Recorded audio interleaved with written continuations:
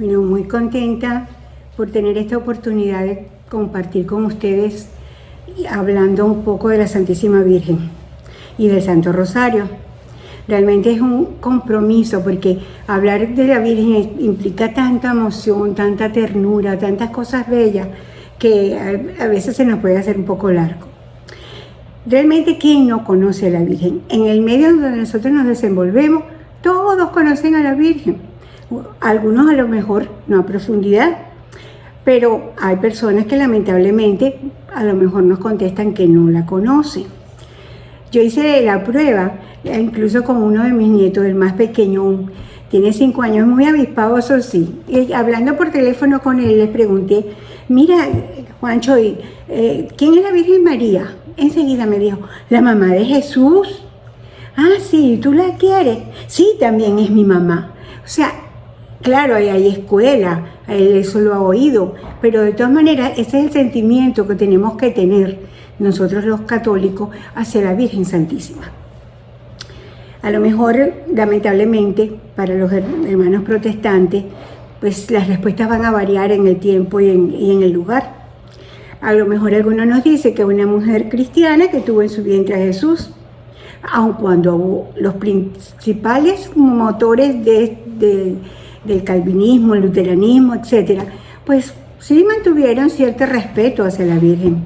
Por ejemplo, Lutero decía que teníamos la obligación de venerar a la Virgen María porque, como nos dice San Pablo en la carta a los romanos, por el hecho de haber tenido a Jesús con nosotros nos debemos honrar unos a otros. Entonces, por eso, porque María tuvo en su seno a nuestro Señor Jesucristo, deberíamos pues tener una honra hacia ella. Calvino, sin embargo, fue un poquito más allá. Él decía, no puede negarse que Dios, al escoger y destinar a María como madre de su Hijo, le concedió el honor más alto. Y el líder de la Reforma Protestante suiza, él sostuvo que estimo inmensamente a la Madre de Dios y decía, cuanto más aumenta la reverencia y el amor a Cristo entre los hombres, más tendría que crecer la estima y la reverencia hacia María. Hay un reformador preluterano, John Wycliffe, algo así se pronuncia, que me llamó mucho la atención cuando vi lo que él decía. Y él dice, me parece imposible que obtuviéramos la recompensa del cielo sin la ayuda de María. Decía, no hay ningún sexo o edad, ningún rango o posición de nadie en toda la raza humana que no tenga necesidad de pedir ayuda a la Santa Virgen. Pero la verdad es que esto pues se perdió. En la actualidad muchos sectores del protestantismo están muy alejados de esos originales que hablaban del respeto por lo menos a la Virgen. Incluso pues algunos llegan a decir que es idolatría el culto que le rendimos y a decir que niegan hasta que es la Madre de Dios. Pero en cambio para nosotros los católicos, María es la Madre de Dios, preservada del pecado original, que fue virgen antes, durante y después del parto, que es una mujer modelo de fe, llena de gracia, de caridad, que fue asunta al cielo, que fue regalada por nuestro Señor como Madre nuestra, y por eso es el modelo a seguir. Es un paradigma de esperanza, aquí en la vida y por supuesto después en la otra vida. Miren, yo tuve una oportunidad no hace mucho de leer un libro que se los recomiendo. Se llama El Evangelio Secreto de María. Ese fue escrito por el presbítero Santiago Martín. No los voy a narrar mucho, pero parece que se encontraron unos pergaminos de muchísimos años y que encontró creo que una monja por allá en el Oriente y que fue editado hecho esas escrituras por San Juan de lo que le decía la Virgen. Ya cuando se retiró, pues la Virgen, ya con más edad, pues dicen que le dictó pues las cosas como fueron. Y miren, es impresionante, ¿verdad?, la coincidencia de lo que cuentan allí en ese libro y los evangelios. Y cómo uno desciende realmente a esos momentos vividos por la Virgen y oye, como que siente que la está acompañando, como que nos hace más la más. Yo se los recomiendo ampliamente.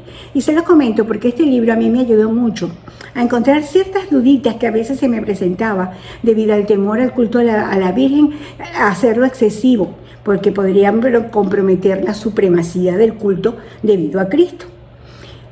Y eso pues me ayudó a darme cuenta, no que María lo único que estuvo fue unida, bien unida a Cristo todo el tiempo. Por eso, la doctrina de la Iglesia nos presenta a la Virgen Santísima, a los santos, a los beatos, a los siervos de Dios, como hombres y mujeres normales, ¿verdad? Pero que tenemos que imitar y a lo mejor venerar, y podemos incluso invocarlos para que nos ayuden a alcanzar las gracias, bendiciones de Dios. Su papel es únicamente de intercesión, y eso es lo que hace la Santísima Virgen. La Santísima Virgen es nuestra gran intercesora. El papel es de interceder ante Dios para que nos ayude en determinados momentos o nos haga el Señor un milagro. Por eso hay que cuidarse mucho, porque la gente en el común denominador de repente dice, la Virgen me hizo tal milagro, o no, mire, San José, pues de la Buena Muerte me hizo tal milagro, etcétera, etcétera. No hacen milagros. Y hay que ser muy enfático en esto, ¿verdad? Porque el único que hace milagro es el Señor.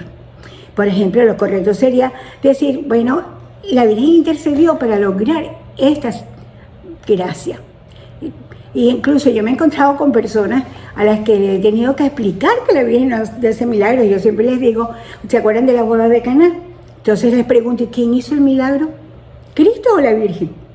La verdad es que el milagro a lo mejor no se hubiese hecho si la Virgen no lo pide, pero el que hizo el milagro fue Cristo. Intercedió por nosotros. Y esa es una demostración tan grande de esa intercesión de la Divina Virgen María para nosotros. Es tan grande ese acercamiento al Señor que de verdad que resulta tonto no acudir a ella para que interceda ante el Señor por nosotros. Pero eso es necesario que nosotros distingamos muy claramente cuál es el culto que le debemos dar a Dios, cuál es el culto que le debemos dar a la Virgen y a los santos. Por eso nosotros tenemos que distinguir entre latría, dulía e hiperdulía. Latría es la reverencia, el culto de adoración que solamente se le debe dar a Dios. Adorar algo o adorar a alguien fuera de Dios es idolatría. Porque Dios tiene que ser el primero de nuestra vida, el primero en todo. Tiene que ser el eje de nuestra vida. Entonces, al único que adoramos es a Dios. El único que rendimos ese culto es a Dios nuestro Señor. Y es una tontería pensar que la culebra, que el monte, que la piedrita, hay una cantidad de gente que adoran cosas que no son, que el único de verdad ante el que tenemos que doblar la rodilla es ante nuestro Señor Jesucristo, sobre todo en el Santísimo Sacramento del altar, acercarnos con esa devoción grande porque estamos ante el Señor. Dulía, en cambio, es el culto que le tributamos a los ángeles, a los santos, le rendimos veneración, admiración, respeto, honor, un culto que no es adoración, sino una reverencia. ¿Por qué? Porque vemos que son dignos de imitar. Y como nosotros formamos la comunión de los santos, sabemos que ellos están muy cerquita de Dios, entonces les pedimos que nos ayuden, que intercedan ante Dios por nosotros, por las necesidades que tengamos. Pero la Virgen, por ser madre de Jesucristo, por ser madre de Dios hecho hombre, se le debe un culto superior al de los santos. Y ese culto se llama hiperdulía. Es el culto que le damos a la Santísima Virgen María como suprema intercesora, como Madre de Jesús. Nadie ha estado más cerca de Jesús aquí en la tierra como ella. Ella que aceptó ser su esclava, ella que lo llevó en su vientre, que lo crió, que lo tuvo presente en todos los momentos trascendentales de su vida, que se entregó totalmente a Dios, que tuvo la gracia de ser sin pecado concebida, toda llena de gracia.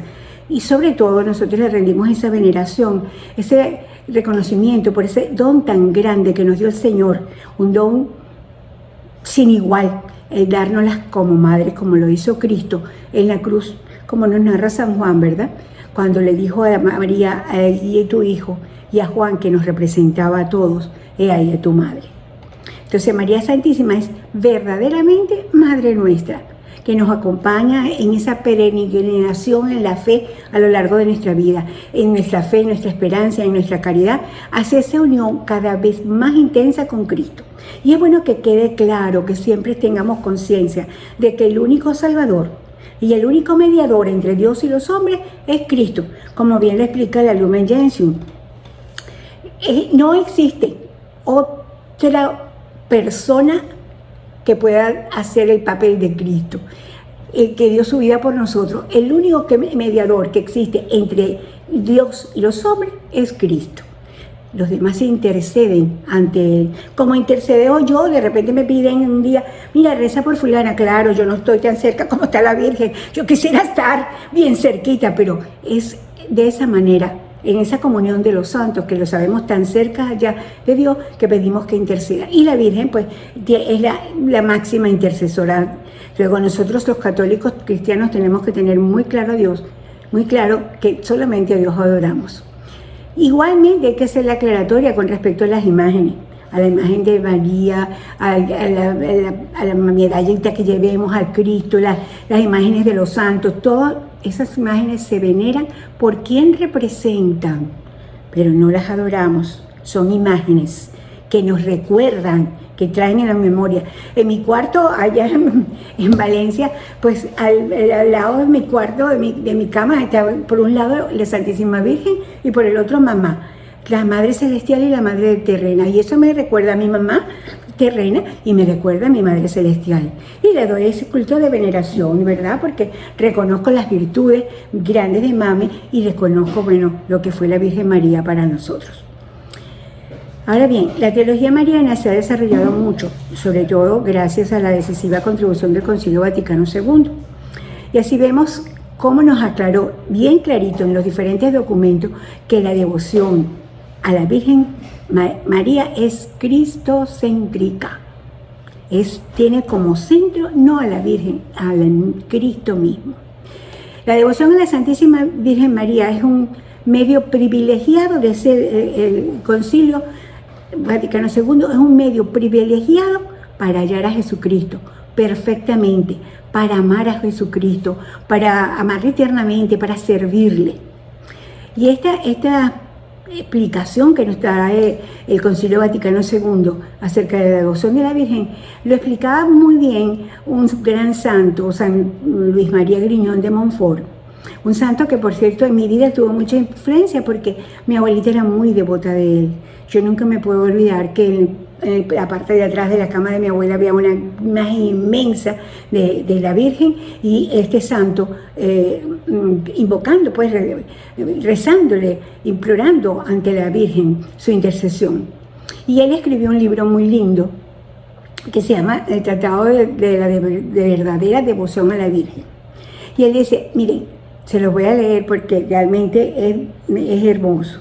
Él dice, no pensaréis jamás en María sin que María por vosotros piense en Dios.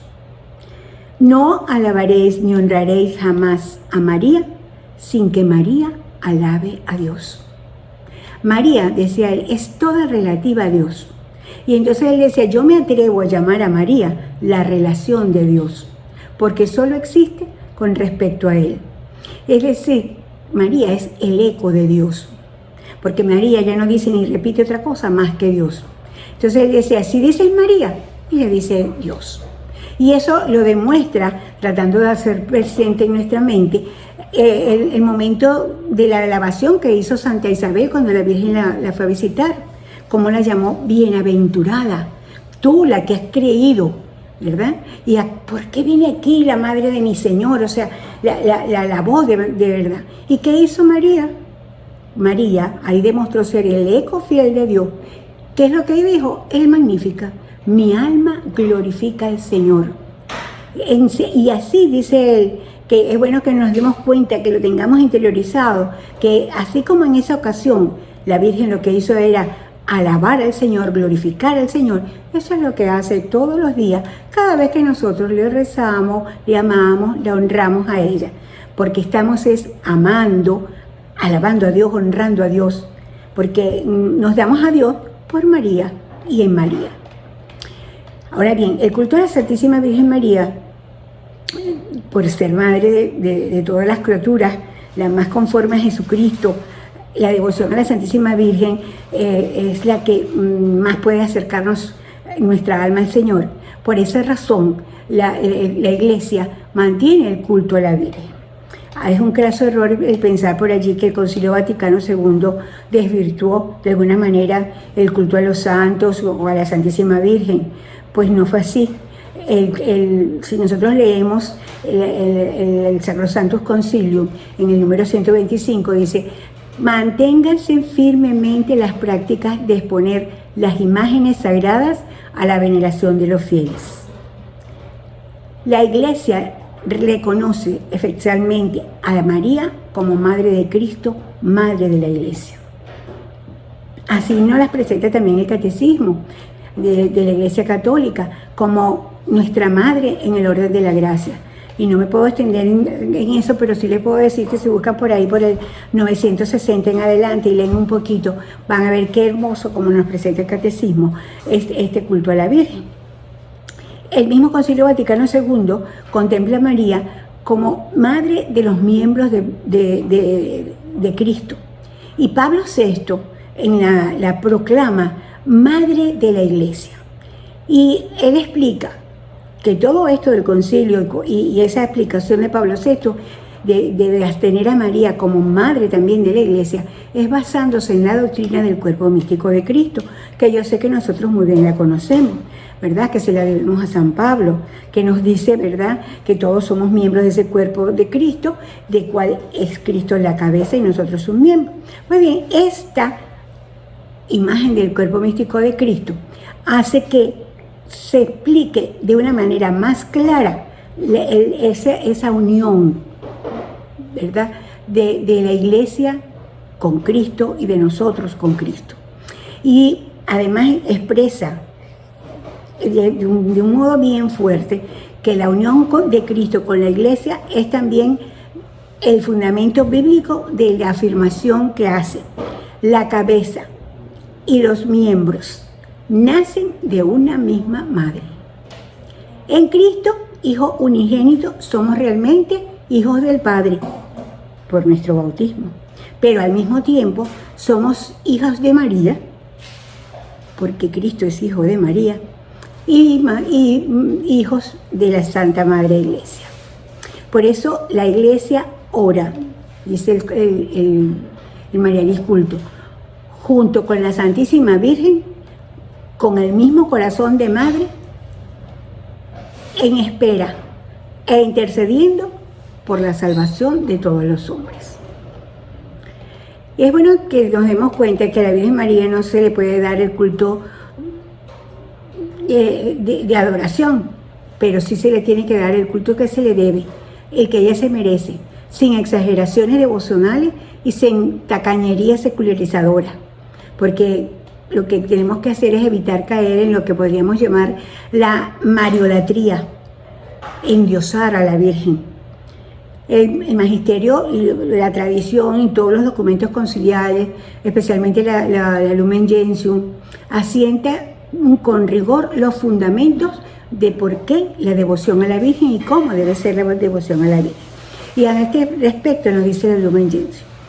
Primero, la razón de ser del culto a la Virgen es que está indisolublemente unida a su Hijo. El culto a la Virgen se produce siempre en y con Jesucristo. Su culto tiene, por tanto, un sentido esencialmente cristológico. En segundo lugar, el mismo Pablo VI también lo repite, quien realizó la reforma litúrgica después del Vaticano II, que nos dio ese bonito documento acerca del culto a María, el Marialis Culto. Y ese documento nos dice: el culto a María tiene que poner de relieve las obras que realizó en ella el Espíritu Santo. Pero no solamente en el momento de la encarnación del Verbo, en el seno purísimo, sino su acción constante en la historia de la salvación y de la propia Iglesia. Si tuviésemos tiempo de revisar un poco las veces que la misma Biblia nos muestra a María, nos vamos a dar cuenta esa acción del Espíritu Santo en la Virgen María en pro de la historia de la salvación. No solamente en ese momento tan espectacular de la anunciación, cuando engendre su vientre a nuestro Señor Jesucristo, sino que ella fue preservada incluso del pecado original. Fue acompañada por el Espíritu Santo, iluminada constantemente por el Espíritu Santo, en esa crianza de Jesús, en esa crianza material y espiritual, porque las primeras oraciones de Jesús se las enseñó María. Eso viene a mi memoria también un día que estoy explicando yo a algunos de mis nietos que la Virgen pues tuvo a Jesús y que le enseñó a todos, y le digo hasta leer, etcétera. Entonces le digo yo, y hasta se hacía caca y había que limpiarlo. ¡Ay, abuela! Porque hay que darles a entender que quede claramente que Jesucristo era Dios y hombre verdadero. Pues bien, tenemos que mirar bien cómo el Espíritu Santo acompañó durante toda su vida a la Virgen Santísima, hasta el día de Pentecostés, cuando ella con los apóstoles estaba presente en el nacimiento de la Iglesia. También nos dice el Marianismo Culto que la piedad mariana debe tener siempre presente que María en la Iglesia Santa ocupa después de Cristo el puesto más alto y el más cercano a nosotros. Nos habla también de la devoción popular. Incluso el Papa Pablo VI también en la Evangelii Nuntiandi nos dice que la religiosidad popular puede describirse como el modo peculiar que tiene el pueblo, es decir, la gente sencilla, de vivir y expresar su relación con Dios, con la Santísima Virgen y con los santos. Se debe dirigir esta piedad popular, pero no desacreditarla. Las devociones populares a la Virgen son legítimas y merecen ser atendidas e incluso fomentadas. Son una expresión pública de la fe del pueblo, hondamente sentida, pero que deben de cumplir y ha de avanzar por una triple vía. Y nos señala, primero, no caer en la idolatría, en la milagrería, en la superstición, no hacer del culto a la Virgen el centro de nuestra vida. Yo he encontrado personas, no por mala intención, a lo mejor muchas por ignorancia, que viven rezan el rosario, la devoción a María, a la Virgen de Lourdes, a la Virgen del Carmen, novena, etc. Pero realmente no definen ese encuentro directo con el Señor y esa adoración a Dios. Y eso pues hay que corregirlo.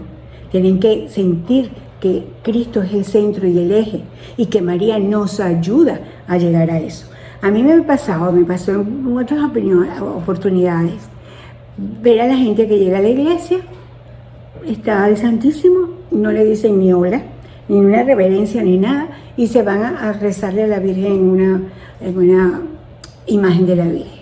Y más de una vez yo me he acercado a decirle, mira, está muy bien que le reces a la Virgen, te acerques y le pidas, pero primero tienes que ir a darle la devoción de vida al Santísimo Sacramento que está allí en el sagrario, esperando por ti. Entonces, no podemos caer en idolatría. Luego, que no se tenga ningún compromiso con Dios primero, ni con los demás cristianos por ese afecto a María. O sea, hay que tener un límite. Y que luego se considere siempre a María, no en sí misma como una figura divina independiente, sino en el lugar que le corresponde a la historia de la salvación, en íntima relación con Jesucristo y con la Iglesia, y como modelo de todos los creyentes. Es una piedad popular que tenemos que tener cuidado, no desacreditarla, no apartarla, porque muchas veces yo siempre digo que así actúa María como la presentante. A lo mejor una persona empieza con el amor a María, empieza a interesarse por conocer a María y llegan las personas a entender que María solo existe por Dios, que es relativa a Dios y que nos lleva a amar y adorar más a Dios. Entonces, nuestras oraciones tienen que ser muy hechas con esa devoción, de encontrar en María un modelo que nos lleva a Jesucristo. Debe ser dirigida esa piedad popular que a veces pues daña, pero que ha sido grande. Muchas de esas oraciones que existen de María a veces son anónimas, han sido fruto de esa piedad popular.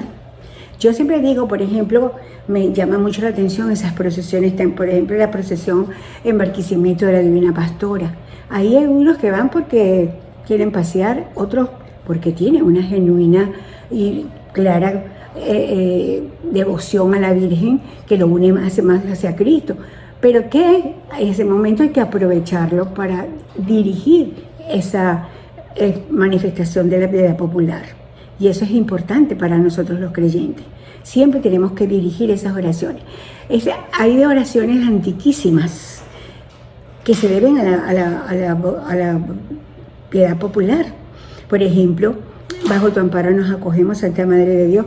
Miren, y esa oración es tan importante porque fue descubierta en un papiro del año más o menos 250 después de Cristo, lo que demuestra que esa devoción a la Santísima Virgen como intercesora ya existía en los comienzos, en los albores de la cristiandad.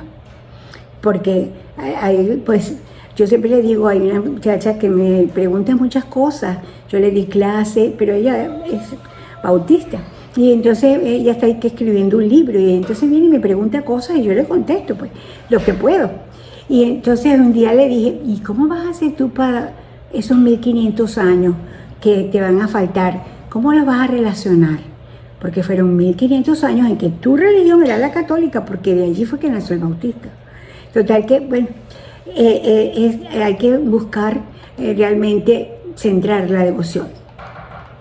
Pero también esa misma situación de saber ese puesto tan relevante que tiene María como gran intercesora, hace que María esté presente en la liturgia de la Iglesia. Sabemos lo que es la liturgia. La liturgia es el culto de adoración a Dios público y oficial de parte de la Iglesia Católica. Nunca se me olvida, como me enseñó mi padre Jiménez una vez, para que entiendas lo que es la liturgia, él me dice, ese es el culto que con Cristo a la cabeza tributamos nosotros a nuestro Padre Dios. Bien, después del Concilio Vaticano II, en el documento del Sacrosanto Concilium y también en la Lumen Gentium, se marcan las líneas fundamentales para justificar la presencia de la Virgen María en la liturgia, porque la Virgen María en ese año litúrgico que tenemos en la Iglesia, pues aparece en varias oportunidades. Y ellos explican que el motivo más importante es la participación de María con Cristo en la obra de la salvación, como una humilde servidora. El otro basamento teórico es la alegría que encuentra María en la Iglesia, se encuentra en la Iglesia con María, mejor dicho, porque en verdad le da ese tono alegre.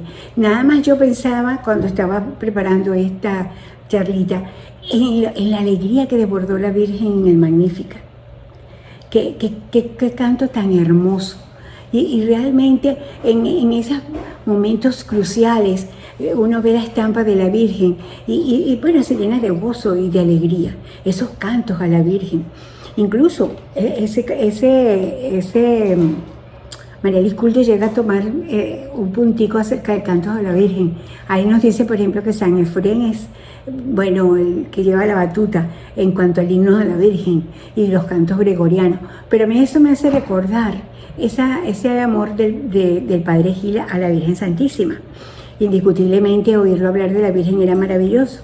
Y en el tiempo en que una seglar de aquí, de la ciudad de Valencia, que muchos de ustedes la deben conocer, que hizo cursillo, compuso una canción tan hermosa como Era una mujer que es preciosa, mejor dicho, esa era una mujer sencilla, es un canto a la Virgen preciosísimo.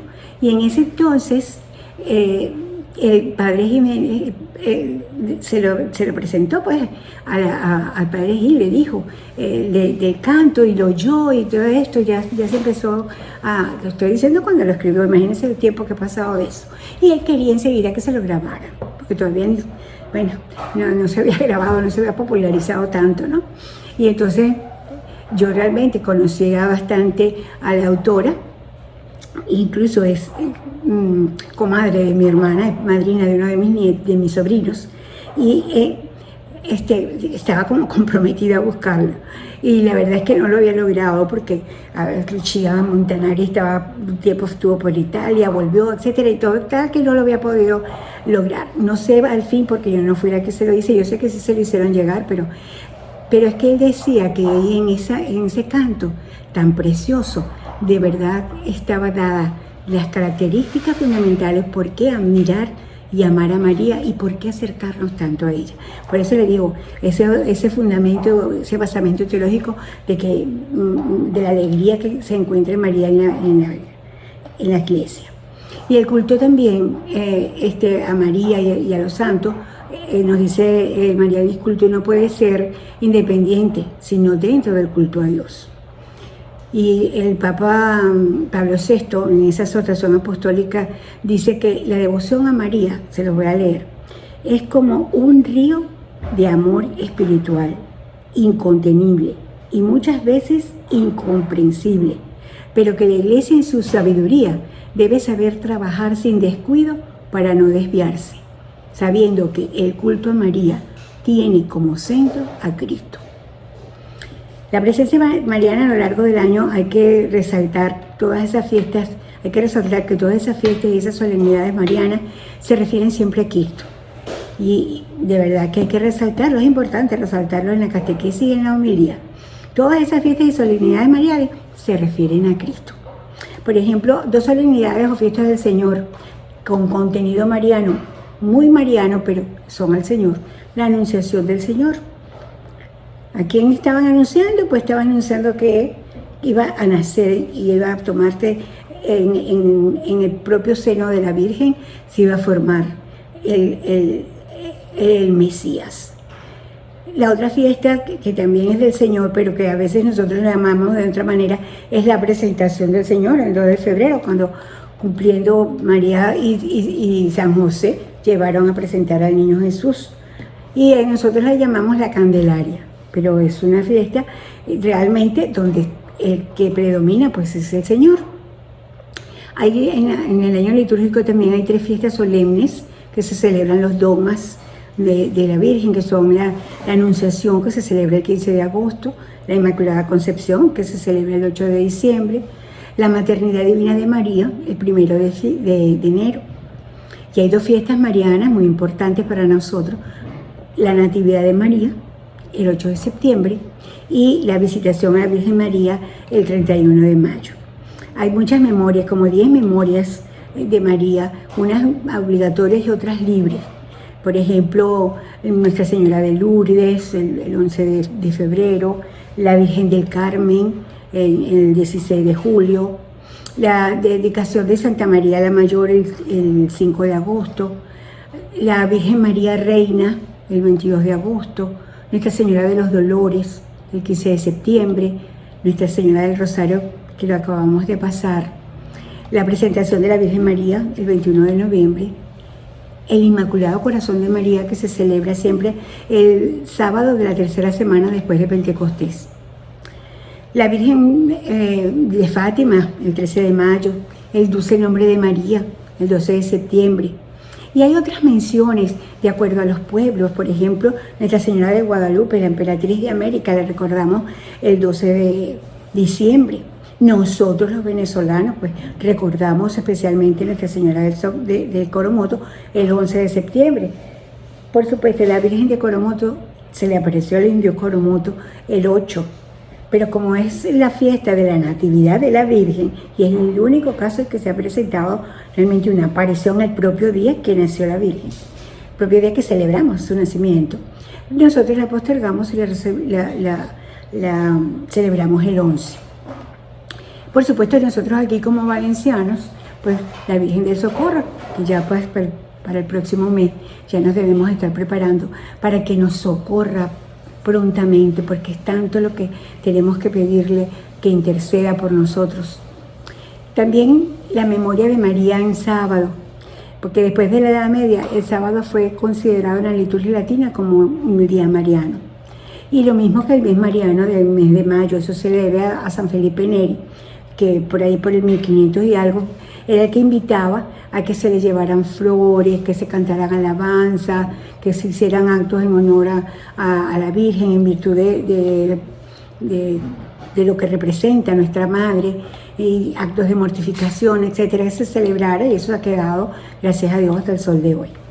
Y llegamos a la manifestación bien clara del culto a la Virgen en el Santo Rosario. Para nosotros es muy claro que después de la misa, la oración más conocida y más usada de nosotros los católicos es el Santo Rosario. Mire, ya desde los inicios del cristianismo hay actos que esbozaban un poquito cómo venía la cosa, ¿verdad? Porque las mujeres cristianas que eran llevadas al martirio, ellas, por los romanos, ellas marchaban al Coliseo, pero iban vestidas con las ropas más bellas, más vistosas, y en su cabeza la adornaban con una corona de rosas, porque ellas querían significar la alegría que sentían por entregarse a Dios, por ir al encuentro definitivo con Dios. Después de su martirio, por las noches, los cristianos recogían esas rosas, esas flores, y por cada una de esas rosas ellos recitaban una oración, un salmo, por el eterno descanso del alma de esas mártires. En el año 1501 se encontró un manuscrito conservado en la Biblioteca de Múnich que indica que el rosario tuvo su origen primero en la Orden de San Benito y que posteriormente se consolidó por obra de la Orden de los Cartujos y que se expandió por el mundo por la acción de los dominicos. En los monasterios se solían recitar los 150 salmos, el Salterio de David, que ya lo rezaban también los judíos, pero los hermanos y los fieles, algunos monjes que no sabían leer, pues no podían seguir esa devoción. Entonces a eso se les enseñó una práctica más sencilla para llevar a cabo, y era recitar las 150 Ave María. Y esa devoción tomó como nombre el Salterio de la Virgen. La tradición nos recuerda que la Santísima Virgen además se apareció en el 1208 a Santo Domingo de Guzmán. Santo Domingo de Guzmán tenía un sufrimiento muy grande por los pecados de la gente, decía que impedían la conversión de los albigenses. Y él estaba verdaderamente como angustiado porque no lograba la conversión. Y se fue a meterse en oración, se metió en el bosque a sacrificarse, a hacer penitencia, se flagelaba. Dice que casi hasta perder el sentido. Y en ese momento, pues se le apareció la Virgen con unos ángeles y le dijo que la mejor arma para convertir a las almas duras no era la flagelación, sino el rezo de su salterio.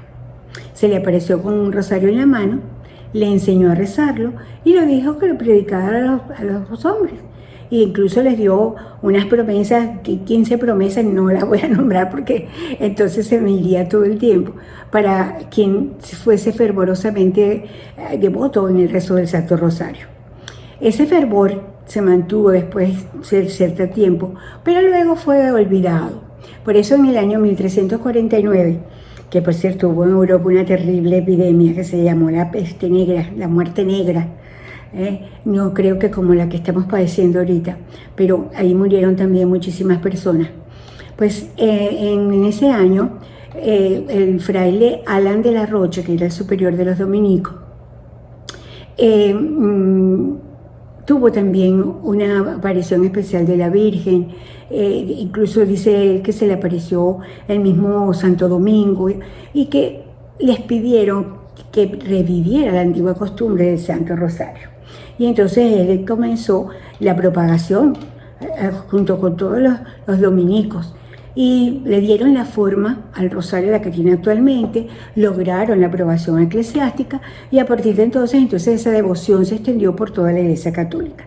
Y quizás se afianzó muchísimo cuando en el 1571, el 7 de octubre, se llevó a cabo la batalla naval de Lepanto. ¿Se acuerdan ustedes que los cristianos vencieron a los turcos, que los turcos los querían invadir y hacer desaparecer nuestra fe? Y ellos quisieron realmente defender la fe y fueron a esa batalla en una verdadera falta de equilibrio. Las fuerzas turcas eran mucho mayores, sin embargo el Papa Pío V pidió que se rezara mucho por ellos, le pidió a todos los que iban a la batalla naval que rezaran, y a toda la feligresía a rezar el rosario por la flota. Y así ellos se fueron, y cuando el Papa, sin todavía tener noticias del resultado de la confrontación, sin embargo, cuando estaba despachando el día 7 de octubre, sintió pues algo que lo convenció de que la batalla se había ganado. Y entonces anunció que la victoria, y ordenó que se tocaran las campanas, que se hiciera una procesión, etc. Días más tarde llegaron los mensajeros con la noticia oficial de verdad del flujo cristiano. Entonces, pues eso hizo que esa victoria se celebrara el 7 de octubre, y Gregorio XIII cambió a la fiesta de ese día por el nombre de Nuestra Señora del Rosario, y el Papa Pío V celebraba bastante la victoria el día del 7 de octubre, atribuía la mano a la Virgen por su intercesión, y hizo en realidad popularizar la oración del Santo Rosario. Hoy la Iglesia nos invita no tanto a rememorar ese suceso lejano de esa batalla de Lepanto, sino a descubrir la importancia de María dentro del misterio de la salvación, a saludarla como Madre de Dios y Madre nuestra, que tiene un papel importante en la intercesión por la Iglesia, por nosotros, por la evangelización. Que lo hagamos en ese saludo como madre, repitiendo sin cesar el Ave María. Sería muy lindo que pudiéramos meditar lo que dice el Ave María. Por cierto que el Padre Sipol no hace mucho, ojalá que muchos de ustedes lo hayan visto, nos hizo una meditación varios días acerca del Ave María. Pero realmente es importante, sobre todo cuando hablamos del rosario, acudir a nuestro amado Papa San Juan Pablo II. Y a mí me resulta muy significativo que en el último documento que realizara Juan Pablo II estuviese destinado a invitarnos al rezo del Santo Rosario, a rezar el Santo Rosario. Es la carta apostólica Rosarium Virgini María sobre el Santo Rosario. Allí, entre otras cosas, para andar rapidito, yo les digo que dice que el Rosario de la Virgen María ha sido difundido bajo el soplo del Espíritu Santo, que es una oración que han apreciado los santos, que el magisterio de la Iglesia la fomenta. Y él nos dice que por la sencillez y la profundidad está destinada a producir frutos de santidad, que es una oración centrada en Cristo, que con el Santo Rosario el pueblo cristiano aprende de María a contemplar la belleza del rostro de Cristo y a experimentar la profundidad de su amor. Es tanto lo que nos habla y el amor que pone el Santo Padre Juan Pablo II en ese documento, que él llega a afirmar: el rosario me ha acompañado en los momentos de alegría y en los momentos de tribulación. A él he confiado tantas preocupaciones y en él siempre he encontrado consuelo.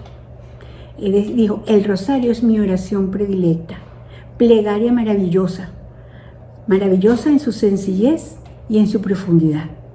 Y nos dice que es tanto que la misma Virgen en el siglo XIX y también en el siglo XX lo ha hecho denotar de algún modo con su propia voz, con su presencia, que nos ha exhortado a recurrir a esa forma de oración contemplativa, como lo hizo en Fátima, como lo hizo en Lourdes.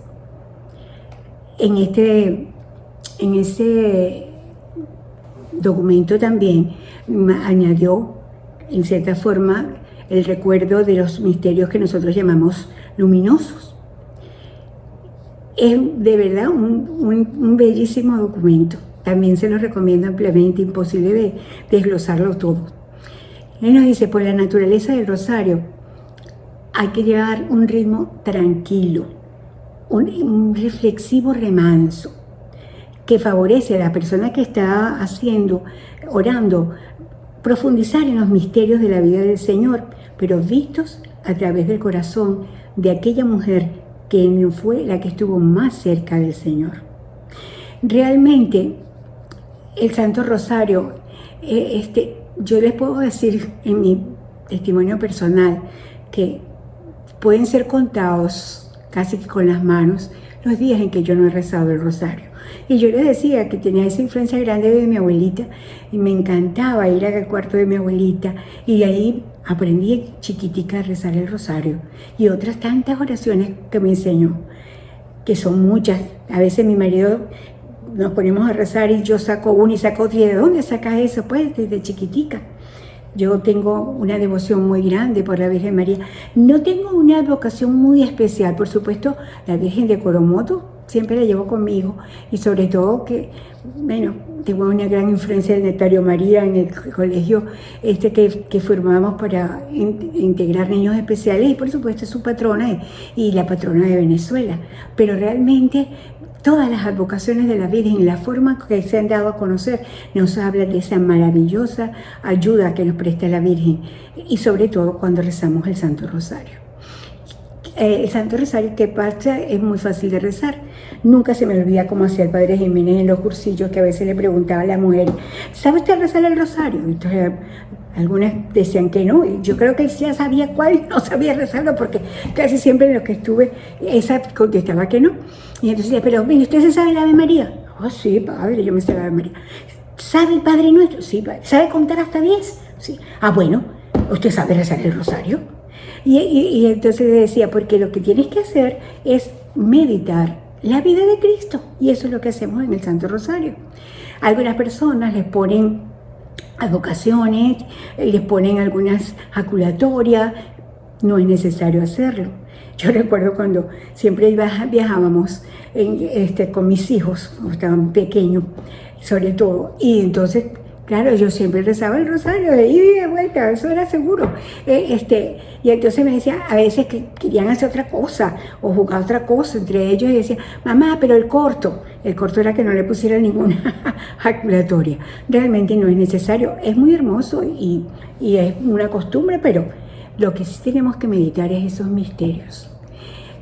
Pensar en ese momento tan bello que es el primer misterio gozoso, cuando el ángel se le presenta a la Virgen y le dice la gracia que ha encontrado ante Zeus. Y luego ver esa aceptación y esa entrega total de María. Hágase en mí según tu palabra. Ese fiat de María que tiene una valía tan grande para nosotros poder ser salvos. Después, esa respuesta inmediata de María al servicio, sabiendo que su prima Isabel está ya en edad avanzada y va a tener un hijo, ni lo piensa, sale realmente a buscar, ir a ayudar a su prima Santa Isabel. En ese libro que leí, hay que ver las peripecias que tuvo que realizar la Virgen María para llegar hasta casa de Santa Isabel. Bueno, y después ese magnífico momento de ese saludo, ¿verdad? Cuando surge de los labios de María el Magnificat. Luego ese tercer misterio tan hermoso cuando llega el niño Jesús a aquel pesebre, que no estaba con ningún confort, pero yo me imagino a María cuando se le presentaron aquellos hombrecitos que estaban cuidando sus pastos, esos pastorcitos, a darle gloria, a venerar, a adorar a Cristo. También me la imagino en el momento cumbre cuando fue a presentarlo, cumpliendo como debía ser las normas prescritas. Tenía que ir ahí a purificarse y llevar al niño a presentarlo al templo. Y lo duro que tiene que haber sido para la Santísima Virgen en ese momento, cuando yo a la anciana Ana y a Simeón, una espada atravesará tu alma. ¿Cómo vivió la Virgen? ¿Cómo sintió esos momentos tan especiales en su vida? ¿Cómo los guardaba en el corazón, como nos dice San Lucas? Me imagino la angustia y después el gozo cuando se perdió el niño Jesús en el templo, que es el quinto misterio de gozo. Angustia porque imagínense la responsabilidad tan grande que ella había adquirido ya desde el fiat de la Anunciación y que de repente se desaparezca. Y el gozo de encontrarlo dando realmente la adoración a nuestro Padre Dios y estar de una manera tan clara enseñando, incluso dando testimonio de Dios Padre. Después, como les dije, Juan Pablo II nos pide que meditemos los jueves los luminosos. Toda la vida de Jesús fue luminosa, pero hubo unos detalles que debemos y tenemos la oportunidad de saborear cuando rezamos el Santo Rosario. Primero en el bautismo, esa teofanía, ese presente el Padre, el Hijo y el Espíritu Santo, esa voz que retumba, este es mi Hijo amado en quien tengo puestas mis complacencias. Escuchadlo. Otro momento trascendental y tan hermoso que es en las bodas de Caná, cuando vemos tan patente y tan clara la intercesión de María Santísima y el amor de Cristo que no lo amapucha, pero eso es un amapuche, porque cuando uno llega y dice que realmente es sostenido por el Señor,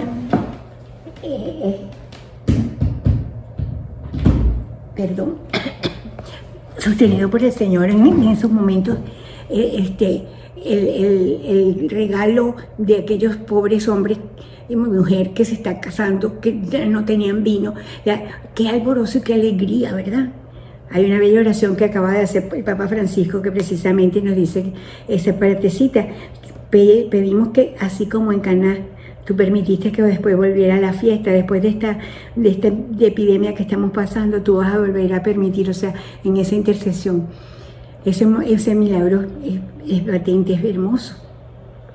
Y lo contemplamos cuando rezamos el rosario. Luego vemos a Cristo en ese tercer misterio luminoso anunciando el Evangelio. Yo me lo imagino en el Monte de los Olivos, en el Sermón de la Montaña. Yo me lo imagino en todos los lugares que Cristo fue anunciando y pidiendo la conversión, buscando que le amemos, enseñándonos que Él es lo importante, que tenemos que amar a Dios sobre todas las cosas. Me lo imagino en el momento en que nos enseñaba a orar, cuando nos decía, recen el Padre Nuestro. Luego, en otro momento tan espectacular y luminoso como fue el instante en que el Señor se transfigura ante sus 3 más allegados apóstoles. Fue tan hermosa aquel momento que el pobre Pedro no se le ocurrió otra cosa que pensar en hacer 3 chozas, una para Elías, otra para Moisés y una para el Señor y quedarse allí. Pero el Señor lo hizo precisamente pensando darle fuerza, porque ya se acercaba el momento culminante de entregar su vida y ellos tenían que sentir la fuerza, y eso demuestra también el amor hacia estos pobres hombres que indiscutiblemente iban a sufrir muchísimo en la pasión y muerte de Jesucristo. Y luego ese otro misterio luminoso, el amor hacia todos nosotros, el que quede Jesús acá. Cuando estábamos viendo ahorita las ceremonias de la beatificación de este joven tan hermoso, Carlos Acutis, que yo decía, él tiene toda la razón, ¿verdad? La Eucaristía es una autopista que nos lleva al cielo. Y es que el Señor nos ama tanto que quiso quedarse allí, a pesar de tantas incomprensiones nuestras y de la falta de amor, de respeto y de adoración. Luego, por supuesto, vienen los dolorosos, esa agonía de Jesús en el huerto que nos duele. A mí me duele cada vez que contemplo, de verdad. Me imagino que hay que ver lo que significó para él, que llegó a tener hasta miedo, que llega a sudar sangre, que llega a decir, si es posible, pase de mí este cáliz. Pero claro, enseguida se entrega, no se haga mi voluntad, sino la tuya. Después Uy, yo no sé si ustedes sufren, pero yo sufro mucho cada vez que lo rezo. Me imagino aquellos latigazos espantosos que fue soportado. Y ni qué decir el tercer misterio, esa corona de espina. Si a nosotros nos pincha un alfilercito y ya nos sentimos a veces estremecer. ¿Cómo fuera el dolor? Cuán grande el amor de Cristo. Y eso lo tenemos que vivir en ese rezo del rosario. Después cargando con aquella cruz tan forzada, tan dura, que lo hace hasta caer varias veces al suelo. Todo eso por nuestro amor. Y cuando al final entrega su vida, encomendando su espíritu a Dios Padre, pero antes haciéndonos el gran regalo de darnos a María como madre. Bueno, pero por supuesto se nos quedó allí y nos vienen los misterios gloriosos. Esa gloriosa resurrección de nuestro Señor Jesucristo. Ese vencer a la muerte que nos garantiza nuestra vida futura eternamente. Como nos dice San Pablo, vana será nuestra fe si no creemos en la resurrección del Señor. Luego en ese momento cuando el Señor asciende al cielo, y a mí lo que me trae es la seguridad de que Él va al cielo, pero que Él mismo nos promete algo espectacular, alguien increíble, el Espíritu Santo. Pero además también me hace meditar la obligación que nace en ese momento cuando nos manda ir por todo el mundo predicando el Evangelio. En el nombre del Padre, del Hijo y del Espíritu Santo bauticen. Qué responsabilidad de ser testigos de Cristo en el mundo.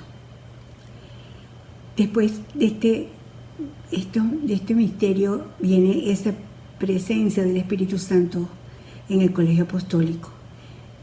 Cuando los apóstoles con María reciben al Espíritu Santo el día del nacimiento de la iglesia. Esa unión tan grande, tan hermosa de María con los apóstoles que sale al mundo con valentía, llenos del Espíritu Santo como tenemos que estar nosotros todo el tiempo. Indiscutiblemente hay solamente dos misterios que recordamos un poquito a Nuestra Señora, y es en su asunción. Ella es asunta al cielo, el Señor la quiere allá en el cielo y se la lleva en cuerpo y alma, uno de nuestros dogmas.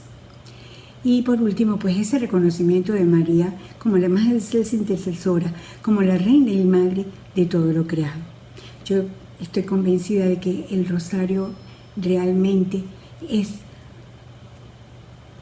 recordar a Cristo. Rezar el rosario, miren, es recordar a Cristo, pero con María. Es comprender a Cristo desde María. Es configurarse a Cristo con María. Es rogarle a Cristo con María. Y es anunciar a Cristo con María. El rosario es un compendio del Evangelio. Ya para concluir les tengo que decir que el rosario, ese bendito de María, es una cadena dulce que nos une con Dios. Y vuelvo a recordarles parte de lo que nos dijo Juan Pablo II antes de despejar este espacio terrenal en ese bellísimo documento. Y él decía: queridos hermanos y hermanas, una oración tan fácil y al mismo tiempo tan rica merece de veras ser recuperada por la comunidad cristiana. Y yo les digo, el rosario es una gran necesidad en este momento que estamos viviendo en el mundo. Y no lo digo tan solo por la epidemia, por la pandemia, por el virus, no, por la situación del mundo. El mundo ha estado muy perdido, el mundo ha estado realmente apartado de Dios.